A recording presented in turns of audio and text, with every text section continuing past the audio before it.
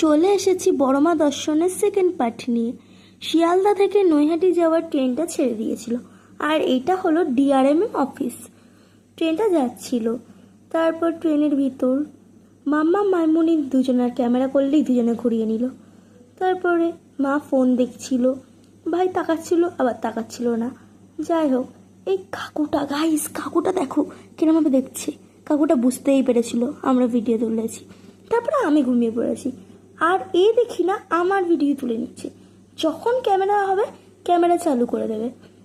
যাই হোক, আমাকে কিন্তু কিউট লাগছিল, কমেন্ট করবে তাই না? যাই হোক, তারপরে গাইস আমরা ফাইনালি নৈহাটিতে পৌঁছে গেছি গাইস। তো আমি তো ভাবতেই পারছি না। তারপরে আমরা পুজোর ডালা নিয়ে নিয়েছি গাইস ঠাকুরের জন্য। এটা হলো বেরোনোর গেট যাকে বলে। তাই গাইস কি গরম! আর তোমরা সেকেন্ড পার্টের জন্য কিন্তু কমেন্ট করতে ভুলো না। টাটা। ঠিক আছে, করো।